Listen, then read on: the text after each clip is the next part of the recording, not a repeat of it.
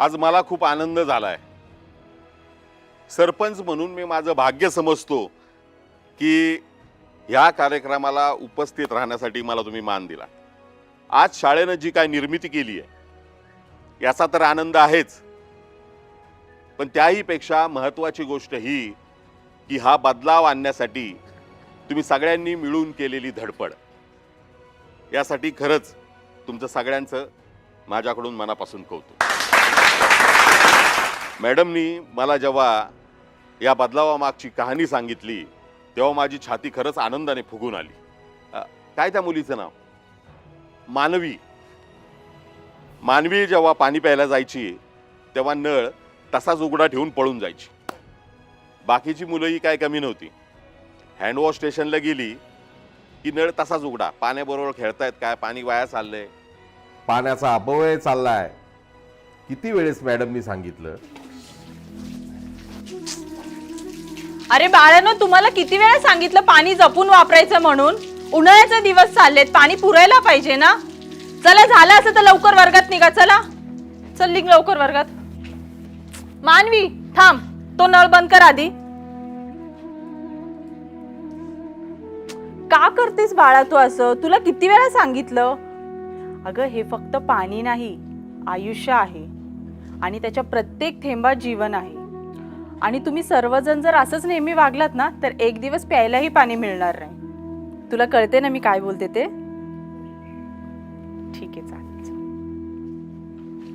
चल। आणि अभ्यास व्यवस्थित करायचा, ठीक आहे ना? पाणी व्यवस्थित वापरायचं। मॅडम, प्यायचं पाणी संपलं।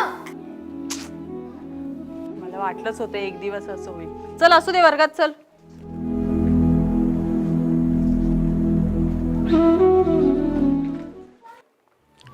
सर, मला असं वाटतंय की पाणी वापराबाबत आपण थोडी काळजी घ्यायला हवी। होय सर, खरंच की मुलांकडून पाण्याचा जास्त प्रमाणात अपव्यय होतोय। काय वाटतंय आपल्याला? काय करायला हवं आपण? सर, मला असं वाटतं की जोपर्यंत मुलांना आपण पाण्याचं महत्त्व सांगत नाही तोपर्यंत सगळं अशक्य आहे। अगदी बरोबर मॅडम। दररोज परिपाठात आपण पाण्याचे महत्त्व आणि पाण्याच्या वापराविषयी विद्यार्थ्यांना बोधपर कथा आणि मार्गदर्शन आपल्याला आता यापुढे करावंच लागेल। आणि सर, पाणी टंचाईविषयी जर आपण मुलांना प्रोजेक्टर आणि टीव्हीच्या माध्यमातून सांगितलं तर अजून छान होईल। अजून एक महत्त्वाची बाब सांगायची वाटते। जर आपण विद्यार्थ्यांना बंद झाकणाच्या पाण्याच्या बॉटल्स उपलब्ध करून दिल्या तर नळावर पाणी पिताना जे अतिरिक्त पाणी वाया जातं ते वाया जाणार नाही। पण सर, हात धुतल्यानंतर जे पाणी वाया जातं त्याचं काय? माझ्या मनात खूप दिवसापासून एक विचार आहे। वाया जाणाऱ्या पाण्यापासून आपण आपल्या शाळेत परसबाग विकसित केली तर? अरे वा, छान छान कल्पना आहे। आहे। हो पाण्याचा वापरही होईल आणि मोफत भाजीपालाही मिळेल। हो।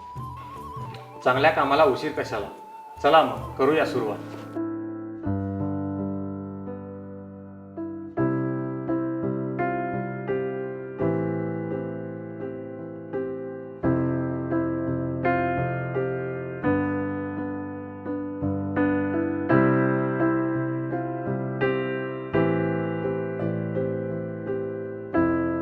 बदलाव आणण्यासाठी तुम्ही जी काय धडपड केली आहे ती खरंच वाखाणण्याजोगी आहे, पण आता हा बदलाव गावागावात पोहोचला पाहिजे।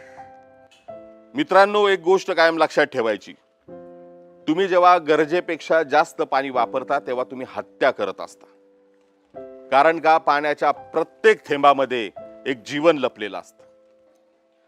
त्यामुळे तुम्ही जनजागृती करा, तोट्या नसलेल्या नळांना तोट्या बसवा, रस्त्यावर जे पाणी वाया चाललेलं असतं ते थांबवा, अतिरिक्त पाण्याचा वापर टाळा। पाण्याचा एक एक थेंब वाचवण्यासाठी तुम्ही एक एक पाऊल पुढे टाका। लक्षात ठेवा, पाणी वाचेल तर आपण वाचू।